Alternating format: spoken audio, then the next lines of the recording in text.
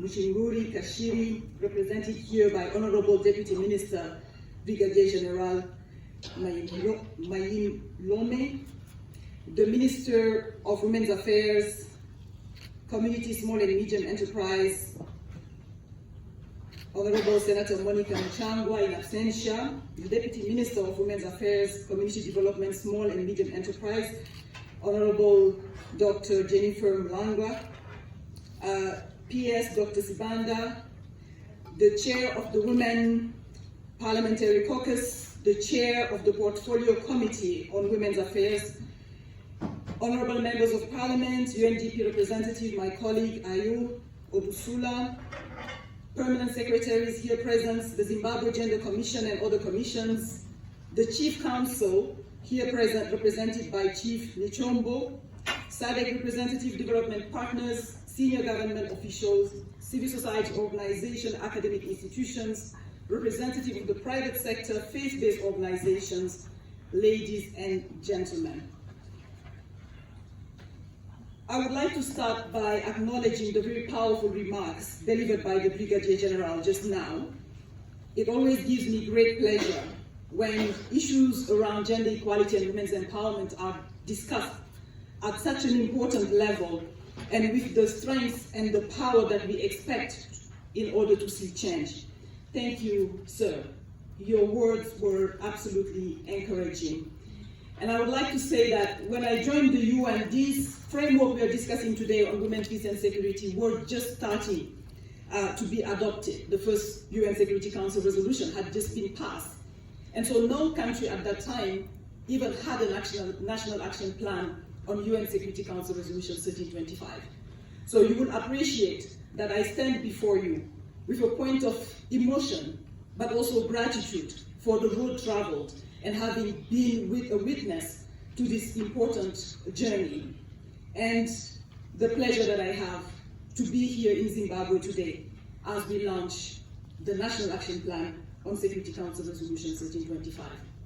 I do wish to acknowledge those who came before us, my predecessor, who actually was also perhaps spent many more years working on this, but I get to be part of the launch. But my thoughts goes to her and to also all the other people who are involved in this process, some of whom may not be in this room, but will be absolutely delighted to know that we all carried on. Distinguished guests, UN Women stands on the profound belief that the Women, Peace and Security Framework through UN Security Council Resolution 1325 and subsequent resolutions remains a strong framework, one that guides our global and national efforts to build more peaceful and sustainable societies. I would like to congratulate and recognize the commitment of the government of Zimbabwe to the gender equality and women's empowerment agenda, which closely relates to the peace, humanitarian, and development so-called triple nexus. We stand ready to support you and all stakeholders in this endeavor. The Women, Peace and Security Agenda is an international policy framework developed by the United Nations Security Council starting in 2000, which recognized on one hand the importance of acknowledging and integrating women's experience into issues of peace and security, and on the other hand, the need to involve women in addressing these issues. This agenda, therefore, has transformative potential. The potential to break cycles of violence, cycle of conflict, to create inclusive peacemaking efforts, and to turn from gender inequality to gender justice. Indeed, women's agency, voices, and capacities are critical to local dialogues in fostering better policies and more equitable peace deals at national and international level. The UN Secretary General's Agenda for Peace places inclusion and investment in local actors at the forefront of conflict prevention and peace building. Furthermore, the transformative potential of the Women, Peace and Security Agenda is prioritized in the new Agenda for Peace. First, it acknowledges that an incrementalist approach to women's rights has not worked. Second, it underscores the urgency of realizing the agenda in its entirety. And lastly, it highlights the need for strong and steadfast political will to make it happen. In fact, distinguished guests, beyond being a moral issue, gender inequality is a national security issue that all countries must address.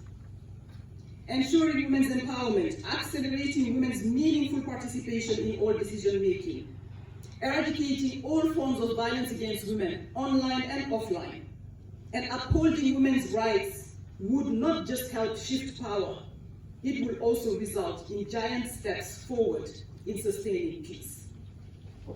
The National Action Plan on 1325, we are celebrating today, plays this pivotal role in realizing the Women, Peace and Security agenda, not only nationally, but also at regional level and on a global scale. Globally, more than 85 National Action Plans on 1325 have been developed, with some countries having even developed second, third, and fourth generation of National Action Plan on Peace and Security. And I would like to just highlight here the reason why these plans have second, third, and fourth generation is linked to the fact that 1325 was followed by 9 additional UN Security Council resolutions as more data and more stories came to show and to explain the differentiated experience that women had in conflict context. So it's an evolving peace agenda, if you will, and that's why some countries who developed their National Action Plan early on had to come up with next generation and then further generation. This makes our continent in Africa a continent that has, to date, 35 National Action Plans developed, a global leader on women, peace and security issues. Zimbabwe now stands alongside the countries that have developed those National Action Plans, many with technical assistance from the United Nations. In the Southern African region, only 6 out of the 16 member states, namely Angola, the Democratic Republic of Congo, Malawi, Mozambique, Namibia, and South Africa have developed and are implementing their National Action Plan on 1325, while the other member states are at advanced stages or finalizing their respective action plan. However, as we approach the 25th anniversary of the landmark resolution 1325, which will be celebrated next year, it is disheartening to witness the rising conflict and fragility, including climate-induced conflict, and to witness member states that still struggle to translate normative commitment to peace and security into tangible action.